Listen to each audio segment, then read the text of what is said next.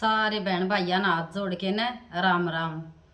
तो आज बताऊंगी बेटा हमने जिसके भी माता बहन का शिव पुराण बाद में पढ़ूंगी और यो भी उपाय बाद में बताऊंगी। तब ना आज बेरा के बताऊंगी जिस माता बहन का पेट में कोई गांठ हो, कोई गठान हो, कोई भाई का, कोई बेबे का, कोई बेटी का, किसी का भी जो पेट में गठान हो जा भी वह ठीके को नहीं होने लग रही, सारे उपाय करके न और तम जमा उस और कदे कड़िया क्या कौन से डॉक्टर पर दवाई ले ली तो डॉक्टर का गल है नहीं तो ये उपाय भी करियो तो मैं बताऊंगी और ध्यान ला के न सुनियो।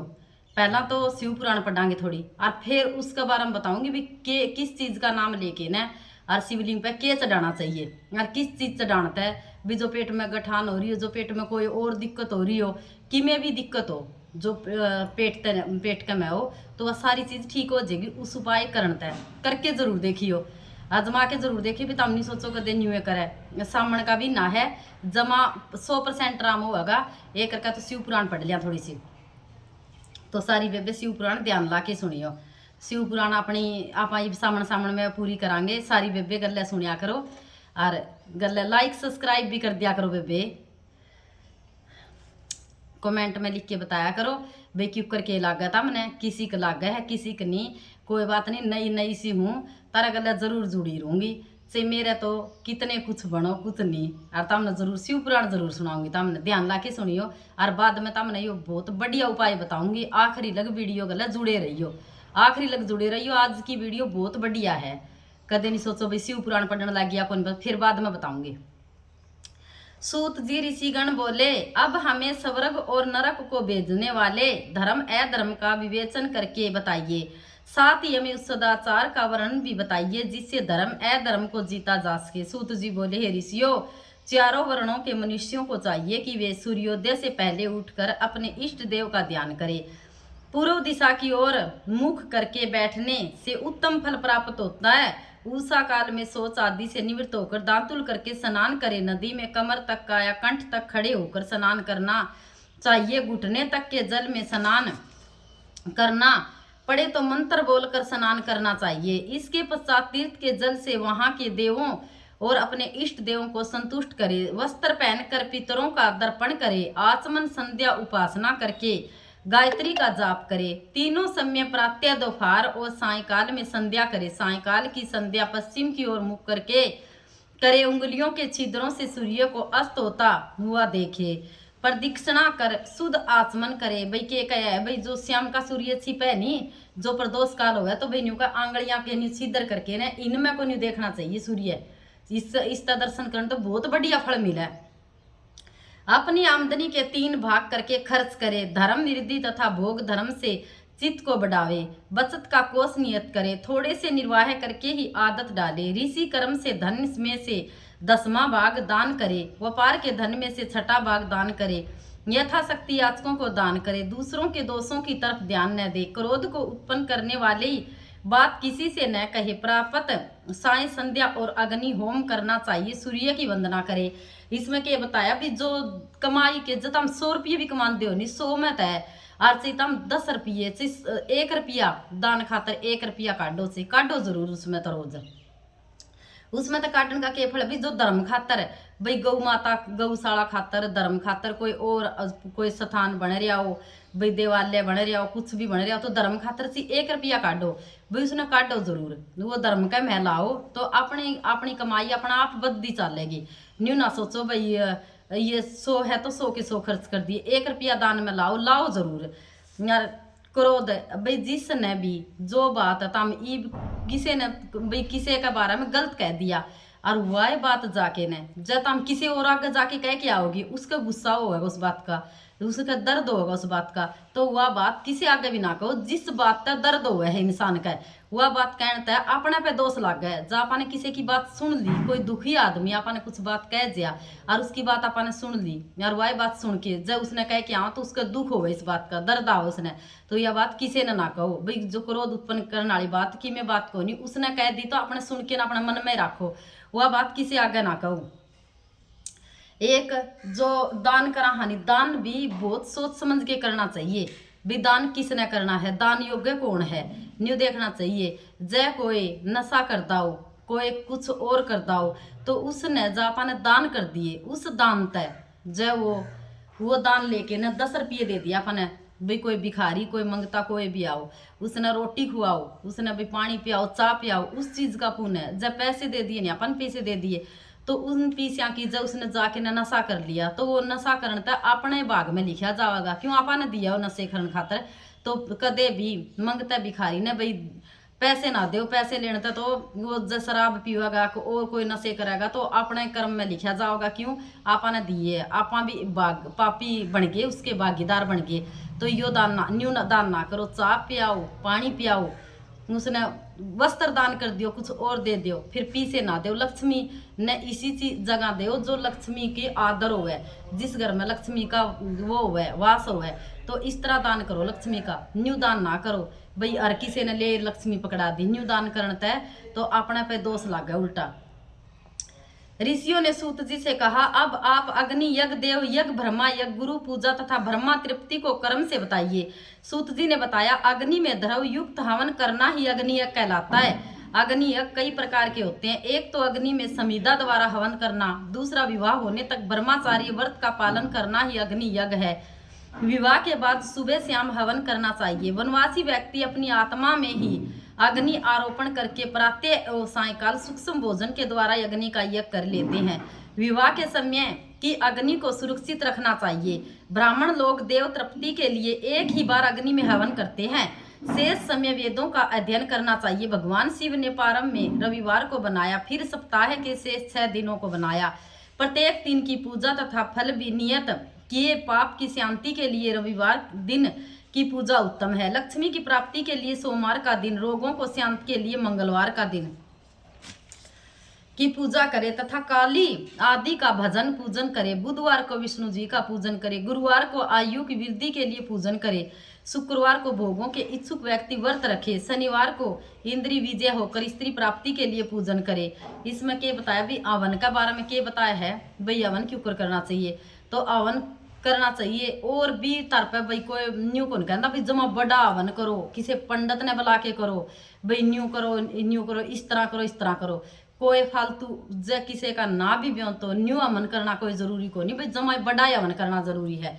तो क्या करो, जो भी माता बहन अपने जो खाना बनावे है भी, रोटी बनावे, तो एक वो ले लियो, छोटा सा कंडा ले लियो, गाय का गोबर का हो तो बहुत अच्छा है। गाय का गोबर का कंडा लेके ना भी, गोसे थेपड़ी बोलते भी गामा में, कंडे भी बोलते हैं, तो उसने लेके ना यार उसके ऊपर थोड़ा सा भोग ला दे, इसमें मिठा का और थोड़ी सी रोटी का, कुछ भी हो, तो उसमें सुबह शाम दोनों टाइम उसमें भोग लग जाया तो भगवान ने भोग भी मिल जाया। और थोड़ी सी घी की चम्मच से अग्नि में जरूर डाल दे। आजकल तो इसे काम चाल पड़े भाई, आग बालन की सिस्टम में जाता रहा, कोई आग बालदा को नहीं, सारे के चाल पड़े, गैस चूल्हे चाल पड़े। पहला अपनी माता बूढ़ी बडेरी होया कर दी, जोन सी आग बालिया कर दी, आग त अग्नि की आग की रोटी खाया कर दे, बहुत अच्छी होया कर दी वह, और अमन भी बन जाया करदा, जो रोटियां का राख लग गया कर दी, इस करके ना कोई बीमारी नहीं होया कर दी। आज सारे सिस्टम अलग अलग चाल पड़े। बर्तन मांजन के साबन चाल पड़े, क्यों बर्तन आज राख गले मांजिया करते तो बहुत शुद्ध होया करते, बहुत पवित्र। क्यों आजकल साबना में केमिकल आने लगे सारी चीज़ों में, तो इस करके न आमन गणा बड़ा कोई जरूरी को नहीं। रोटी बनाओ सवेरे शाम, गणा नहीं करो तो इतना कंडे की धूनी करके जरूर उस पर भोग लाया करो। इस चीज़ ने इस बहुत फायदे इन चीज़ों के, छोटी छोटी बातों पर ध्यान जरूर दिया करो। सूत जी ने ऋषिगण बोले, अब आप पूजा के योग्य स्थान व काल का निरूपण कीजिए। सूत जी ने बताया, देव आदि यज्ञ में शुद्ध ग्रह बराबर फल देने वाला होता है। उसके 10 गुना गौओं को बांधने वाली जगह होती है, उससे 10 गुना जल का किनारा, उससे 10 गुना बेल का वृक्ष, पीपल की जड़, गंगा गोदावरी कावेरी कही गई है। इनका तट परम उत्तम होता है, उससे 10 गुना पर्वत की चोटी पर होता है। सबसे उत्तम तो वह जगह है जहाँ पर मन रम जाए। शुद्ध हृदय से किया हुआ कर्म सब जगह और सब काल में पुण्य प्रदान करता है। संक्रांति और ग्रहण में तो 10 गुना फल प्राप्त होता है। तपोनिष्ठ योगी यति की पूजा करनी चाहिए। ब्राह्मण पूजा के पात्र होते हैं। यदि वेद पाठी गायत्री मंत्र जपने वाला ब्राह्मण हो तो उसे दान देने पर वैकुंठ की प्राप्ति होती है। शिव भगत ब्राह्मण को दान देने पर कैलाश की प्राप्ति होती है। स्त्री पुरुष कोई भी भूखा हो वही अन्न दान का पात्र है। इच्छा वाले को दान देने पर अभिष्ट फल की प्राप्ति होती है। जैसे भी हो थोड़ा बहुत देवापरण किया गया दान अनंत फल को प्राप्त होता है। मनुष्य को तप और दान दोनों को करते रहना चाहिए। देवताओं की तृप्ति से सभी भोग मिलते हैं। ईश्वरीय प्राण बुद्धि से दान करने पर मोक्ष की प्राप्ति होती है। इसमें क्या है भाई, जो दान देवे नहीं वो भी सोच समझ के देना चाहिए भाई। जो ब्राह्मण है कोई भी हो भाई, जो पढ़िया जो गायत्री मंत्र जानता हो तो उसे न दान दे भाई, न्यू का सोच समझ के दान देना चाहिए। जो भाई एक के है अभी अपने घर तक कोई भाई भूखा नहीं जावे, भूखा तो कोई भी नहीं जाओ। जब कोई रोटी मांगे तो उसने रोटी जरूर देवे भाई, भूखा नहीं जाना चाहिए। अन्न का दान सबसे बड़ा बताया है, जल का दान सबसे बड़ा भाई। ये दान होगा छोटे छोटे से, तो ये छोटे छोटे दान करना है फल मिल जाए भगवान तो इसे में खुश है। न्यू नहीं है भाई हीरे मोती सोना चांदी ये देव, एक पानी का गिलास पिया दिया तो उसे में खुश है। एक पानी का गिलास पिया दो किसी प्यासे ने, उसका भी इतना बड़ा फल है। तो हम करके जरूर देखा करो छोटे छोटे। कोई भूखा है कोई रोटी मांगे तो उसका पेट भर गया, उसकी भूख तृप्त होगी तो वो कितना आशीर्वाद देगा, उसकी आत्मा कितनी सच्चा मनता नहीं आशीर्वाद दे के जाओगा। तो ये छोटे छोटे काम करया करो, घना बड़ा भंडारा करने की भी जरूरत को नहीं। जा आप थोड़ी सी गोली सी करके न जा आप मछलियां न जिमावा लगातार, मछलियां न रोज छोटी छोटी गोली जिमा दे। रोज अपने हो गया भंडारा, जब छोटी छोटी थोड़ा सा आटा लेके न उसमें थोड़ी सी शक्कर, थोड़ा सा आटा सेक ले उसमें थोड़ी शक्कर रला ले, थोड़ा सा घी रला ले। रोज लिया थोड़ा सा कीड़िया ने गेड़िया हुआ वो कीड़ नाल जिमाया तो हो गया भंडारा। ये छोटे छोटे भी थोड़े से दाने लेके कबूतरा ने गेड़ दे तो कबूतर खा ले तो ये हो गया भंडारा। तो छोटी छोटी बातों पर ध्यान दिया करो। ग्रहण में 10 गुना फल सूत जी ने बताया है। मैं ऋषि मिट्टी द्वारा निर्मित प्रतिमा का पूजन करने से सभी के मनोरथन पूर्ण होते हैं। मिट्टी नदी तालाब या जलाशय अथवा कुएं की होनी चाहिए। इस मिट्टी में सुगंधित वस्तु का चूर्ण मिलाकर मंडप में बैठकर दूध मिलाकर प्रतिमा को अपने हाथों से निर्माण करना चाहिए। गणेश शिव पार्वती सूर्य विष्णु की प्रतिमा बनाकर आदर पूर्वक पूजन करे। जो व्यक्ति षोडोपचार से शिव जी के पार्थिव पूजन करता है उसकी सभी मनोकामना पूरी हो जाती है। ब्राह्मण को चाहिए कि सव्य प्रकट लिंग पर 5 गिरिग्रह को किसी अन्य द्वारा स्थापित लिंग पर 3 क्रियागर नैवेद्य चढ़ाई। ऐसा पूजन करने वाला ब्राह्मण सत्यलोक में जाता है। 12 अंगुल चौड़ा तथा 25 अंगुल लंबा लिंग प्रमाणित माना गया है। लिंग के अभिषेक से आत्म शुद्धि, गंध से पुण्य की प्राप्ति, नवेद से आयु में वृद्धि और मन की तृप्ति होती है। दीप से ज्ञान, तांबुल से भोगों और धूप देने से धन की प्राप्ति होती है। नमस्कार और जब सभी सिद्धि प्राप्त होती है। इसलिए पूजा करने के बाद यह अवश्य करना चाहिए। मानसिक पूजन में भी इसे अवश्य करें। प्रणव का अर्थ पंच अण नहीं, तुम में अर्थात तुम में प्रचंड नहीं है, प्रचंड माया से रहित सदैव नवीन है।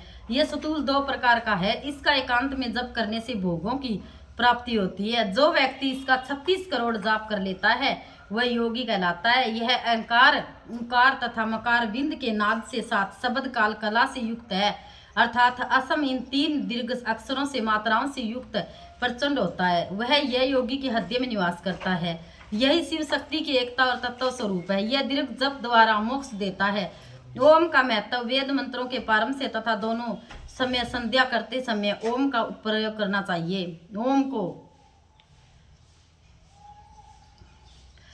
को मंत्रों के तथा दोनों संध्या करते ओम का प्रयोग करना चाहिए। ओम का 9 करोड़ जप करने पर व्यक्ति पूर्ण रूप से शुद्ध हो जाता है। पंचभूतों से निमित्त भी प्रत्येक व्यक्ति के लिए 9 करोड़ जप करना चाहिए। जितेंद्रिय पुरुष 5 करोड़ जप करे। ऐसा करने से व्यक्ति शिवलोक को जाता है। महात्माओं का कहना है कि शिव कृपा के बिना शिवलोक की जानकारी प्राप्त नहीं हो सकती। जो व्यक्ति अपने गुरु द्वारा प्राप्त पंचाक्षर का 5 लाख जप करता है उसकी आयु बढ़ जाती है। स्त्रियों से छूटकर भी अक्षेत्रीय छूटकर ब्राह्मण बन जाते हैं। वैश्य क्षत्रिय बन जाता है। शूद्र केवल इसका 25,000 जप करने से शुद्ध बन जाता है। यह मंत्र शिव स्वरूप जो इसे ग्रहण कर लेता है वह शिव स्वरूप बन जाता है। शिव पूजन विद्वानों को आनंद देने वाला है। इस अध्याय का अध्ययन करने से शिव जी की अद्भुत कृपा और सिद्धि प्राप्त हो जाती है। ऋषि बोले, सूत जी हमें यह बताने की कृपा करे कि बंधन और मोक्ष क्या है। सूत जी ने बताया, प्रकृति के 8 बंधन है, मन बुद्धि अहंकार तथा 5 तंत्राय से 8 प्रकृति। इन्हीं 8 से यह शरीर है। इन्हीं से सभी कर्म, शरीर से कर्म और कर्म से शरीर, यही चक्कर लगातार चलता रहता है। शरीर तीन प्रकार के हैं, स्थूल, सूक्ष्म और कारण। स्थूल शरीर व्यापार करता है, सूक्ष्म शरीर इंद्रियों का भोग करता है तथा कारण शरीर आत्मा का उपयोग करता है। इसी से सुख दुख की प्राप्ति होती है। जीव कर्म रूपी डोर से बंध कर तीन देह युक्त चक्राकर घूमता रहता है। जब चक्रकर्ता व्यक्ति शिव जी का पूजन करता है तो वही से मुक्ति पा सकता है। शिव की आठों को वश में किए हुए हैं। जो प्राणी शिव जी की बेर या लिंग में पूजा करते हैं उन पर शिव जी प्रसन्न रहते हैं। वैसे तो लिंग अनेक है, परंतु समय भूलिंग, बिंदुक लिंग, प्रतिष्ठा लिंग तथा 4 लिंग एवं 5वां गुरु लिंग है। इन 5 लिंग की पूजा करनी चाहिए। शिव भगत को अपवित्रता तथा सूतक नहीं लगते। पहले गणेश जी का पूजन करके प्रतिदिन शिव जी का पूजन करना चाहिए। शिव जी के पूजन से प्राणी के दैहिक, वैदिक और भौतिक ताप शांत हो जाते हैं।